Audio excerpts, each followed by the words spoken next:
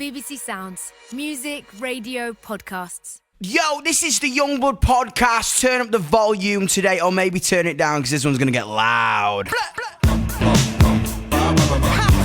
I've spoken to some incredible people on his podcast so far. I'm literally having the time of my life right now, honestly.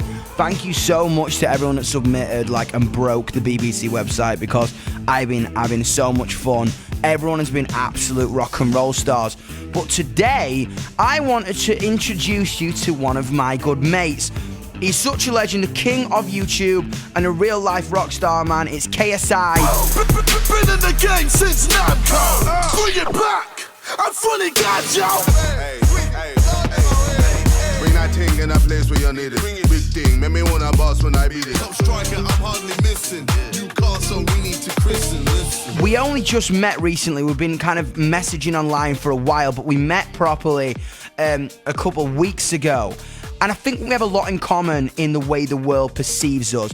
He's totally defying the narrow box that the world's placed him in. I relate to him so heavy because that was something I faced. There was a lot of stigma against me when I wanted to be an artist and had an idea to just build a culture that was outside of the normal rules and regulations of the music industry, inverted commas. I want anybody out there who is a musician and is starting out to kind of hear this story, because it's legitimately a story of just being real and being yourself, because you are incredible. There is no carbon copy. Let's get on it. We used a lot of bad language in this one, so if you don't like swearing, turn it off. But if you're into that, here's me and KSI chatting shit. Wagwan. Not much, man. How are you? I'm good, brother. Are you? Yeah. You've been busy. Bruv, you've been busy. Nah, bro, I saw you at the EMAs, man. You've been doing bits. Me and you were like, you've been busy. No, you've been busy. We're going to end this like, you hang up. Bro, I was just literally telling everyone, this is going to be the loudest podcast probably in the history of podcasts. Jesus. Nah, well, we got to keep it somewhat tame. Else people be like, I'm turning off. Yeah, I mean. What is this? I can't hear anything. Just two idiots screaming at each other. I just couldn't wait to get you on this show because, we're teasing this already, but we've been working together a little bit and kind of becoming mates. And I want to talk about the stigma within the music industry in terms of fan bases and building culture. Yeah. I kind of like you so much because I relate to you as an artist. You kind of built it as a culture instead of doing what the rule book tells you to do. Yeah. Well, I feel like a lot of, there's certain artists that just make tunes to try and go viral as fast as possible and trying to get the success as fast as possible. Whereas, for like us, we've done the groundwork and we've slowly built up our fan base and created a very hardcore, dedicated amount of people who, look up to what we say, look up to what we do, and are inspired by it. It's not like we're just throwing music out there like it doesn't matter, whatever.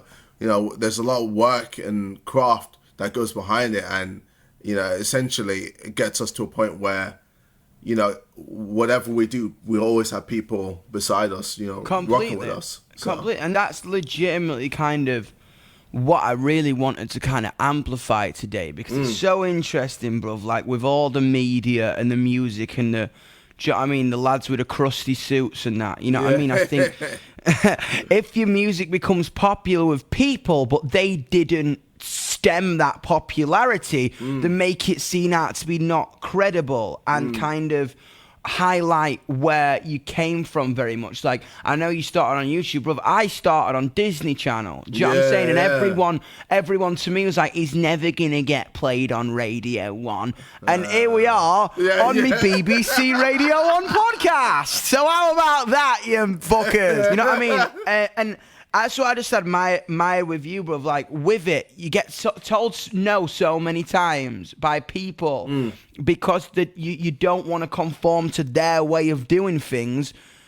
People like you and me, I think, we kind of look at that and be like, I ain't going to take no for an answer, and I'm going to beg, steal, borrow, do whatever to connect to people, because that's all it's about for me, right? Yeah. You know what I mean? I feel like, you know, when a lot of people tell you no and saying you can't do this, you can't do that, I feel like that's a huge driving point for us, man. That's what gives us the boost to go, all right, fuck you then. I'm going to keep going then. I'm going to prove you all wrong that I can do this. Completely. And that's just how it's just been. And, you know, like throughout the years, you know, making my fan base, you know, working on my music, working on everything that I'm doing, whether it's boxing, YouTube, etc. You know, I've been putting in the graft, working hard. I'm working twice, if not 3 times as hard as my peers to prove that, yes, I can do this. And then when I'm in this position, it doesn't stop. We continue and keep going. Completely, brother. I was like, congrats on the 1 year, brother. I was watching it. Yeah. I was literally watching the highlights. What morning was it? It was probably yesterday. I was watching the highlights at a fight. Yeah. I was hungover after the EMAs, and I was like, do you know what? I'm going to put the fight on. And it was so good, bro. Do you know what I mean? I think it's such a representation of who you are. And I don't literally want this thing to be just me and you jerking each other off for 10 minutes. But I'm just saying, like, I just appreciate it. And I think, like, if you are a young artist out there, and if you are a musician out there, and people are telling you that your way is not going to cut it, or your way is too different or too radical or too strange, don't listen to those people, because often they are already chasing their tails. If a lot of music executives are already one step behind because they're signing something that is current now. So if you're listening to something that's current now, trying to recreate that, you're already 2 steps behind. Exactly. That's a very good point. And then you want to be the person that is doing their own thing, you know, creating their own fan base, creating their own music. And then eventually, when it comes back around, everyone's interested in you, and you're already popping, and you already know you've been doing this for years, and it's just second nature at that point. A lot of stigma kind of I face, kind of being a rock musician, is this new way of social media and connecting kind of thing. And someone said to me, it's like, would the Sex Pistols have been on social media? And to me, in this generation, 100% yes. Yeah. If you look at stuff like YouTube and TikTok and Instagram, there ain't nothing more punk than that. Young people been themselves. That is the definition of punk to me. I think you're a punk. I think I'm a punk. I think Rosa Parks was a punk. Punk doesn't mean I'm going to not wash for 5 days and smash the crap out of my instruments. You know what I mean? It's a definition of freedom. And what was hard to me, bro, like your debut to Simulation, was like it went to number 2. And you were so close chasing in 1975, arguably the biggest band in the world right now, probably the biggest band hands down in the UK. And I bet they were shitting the pants. You know what I mean? Yeah, they were they were definitely a bit like, yo, who's this random YouTuber that's actually giving us a bit of a run for our money here? As I say, kudos. I love that band. I respect their music so heavy. I think they're geniuses. For sure. But isn't it incredible? And to be honest, they probably got a kick out of it. Because usually they're just going to walk it. And then you come from left field. I always see this thing, right? If we look at the mainstream, like a road that's going inside a gate, there's thousands of people trying to go down the road to get inside the gate.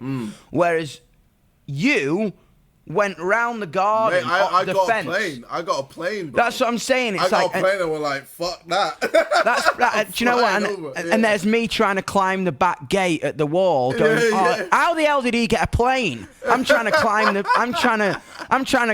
the grapevine here to get into the promised land, and you just parachuted down for a plane. Yeah, no, but mate, social media for me is the most important thing, and I feel like it's always been the most important thing, because it just allows everyone to be so connected. You know, it allows everyone to just come together so easily, whereas before there was quite a huge amount of separation. And back in the day, man, without social media, there was always these gatekeepers that decided, you can go through, and it's all about people they know. It's like, I know such and such, and he wants to be a musician, cool, he can come in and he's through the gate.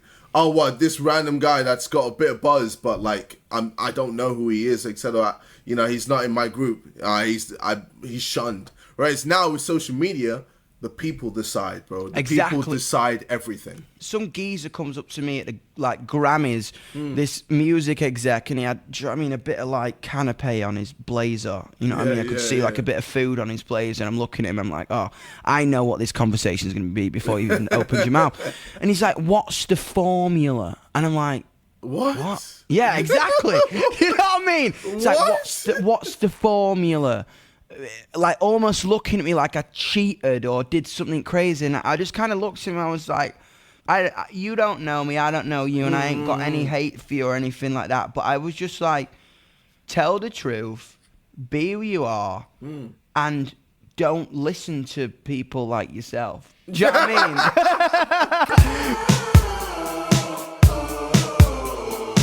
I was looking at this quote you said, and that's why I was buzzing. It's like, I want to destroy this infuriating stigma that if a YouTuber does something, it should be disregarded. Yeah, no, bro, it's again been one of the main things that drives me to do everything that I do, because I feel like because I'm a YouTuber and because I still do YouTube, everything else that I do is disregarded as bad, or it's just not up to standard. But you know, I could put as much work as someone else who's just a full-time musician, if not more. And because of the whole YouTube thing, people are like, nah, it's trash, it's trash. So it's kind of like, I just need to prove that. You know, the only way to show everyone wrong is to just prove it, and you know, show. And I feel like I'm doing that. I feel like I'm in the process of doing that, dude. In a way of everything, our generation, in terms of sexuality, in terms of race, in terms of the boundaries and the boxes are getting thrown in the bin, because boxes are for cereal. You know what I mean? Boxes are for cereal and boundaries are for football pitches. You know what I mean? Not people. You can do whatever you want, bro. That's it. Whatever you, and if you believe it hard enough, you'll get it. You will fundamentally get it. Exactly. And it's just buzzing. And bruv, like, man, I really love, bruv. I think it's a banger. Man. Thank you. It's a banger. As soon as you sent me, like, I got a little snippet before it came out, and I was like, that chorus slaps. Mate, Craig did his thing, innit? Bro, what was it like doing a song with Craig David, man? Like, cause insane, like for you, Craig David's like Kurt Cobain. Do you know what I mean? For me, yeah. Bro, I just couldn't believe it. It's like, I sent him the song. So Emanike wrote the chorus, and we sent the song to Craig David, and I didn't think he'd do it. You know, like, I always feel like a lot of artists don't want to work with me because of the whole YouTube stigma, and you know, I feel like I'm getting rid of that barrier now, but at the time, there's still like a lot of people were like, I don't know if he's serious. And bro, I've been doing it for years. I've always been serious, but because I'm a YouTuber, they're like, I've seen his videos.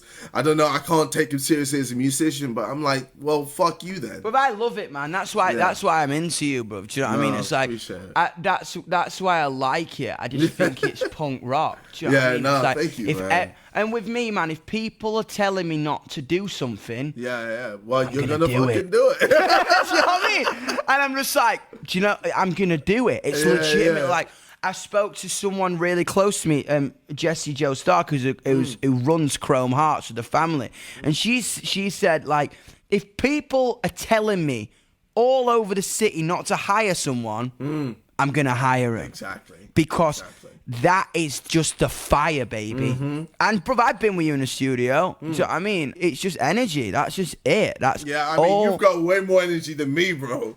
Good old ADHD and bro, Dr. Pepper. You're taking off your shirt and everything. You're bouncing around. Bro, that was so funny. You're like, dude, are you getting naked right now? I was like, JJ, I don't fancy you, but it's just a thing. It's just a thing that I do, bro. Do you know what I mean? It's like when I get excited, I'm like, I'm ripping my clothes off. I don't know why. I'm just must be. It's good. It's good. It's you. That's you. I must just be a naturist. Do you know what I mean, or something? Are you buzzing to get back on tour then, or what? Oh, mate, of course. I can't wait for the world to come back to normal, man. I can't wait to just go nuts on stage. Dude, same. I'm literally going to walk on stage and be like, right, everyone cry now and get it out. Because in 10 minutes, I want that mosh pit split out. I want everyone just getting sweaty. Yeah. Bro, Greg James on Radio 1 yesterday was playing like, vaccination, dum-dum, vaccination Is this the way we feel? Here we I go. love that. It's coming, baby. It's coming. It's like split out the pits. JH, man, I love you so much. Thank you so much for coming on, pleasure, bro. man. Thank you, bro. Keep breaking boundaries. Yo, Keep making likewise, man. like cool stuff. And like there's a big side eyes in this conversation. That's what I'm gonna say. You're a rock star, man. Thank you so much. All right, yo, pleasure, man. KSI, man, he's such a sick dude. Like, we share so many of the same experiences. I just love how he's kind of been himself, doing his own thing, doing his own culture, and connecting people and making people feel good. Thank you so much for tuning in. I'm going to be dropping some more episodes with my mates in the future, so subscribe on BBC Sounds for exclusive access to them. I'll see you all next week. Bye-bye.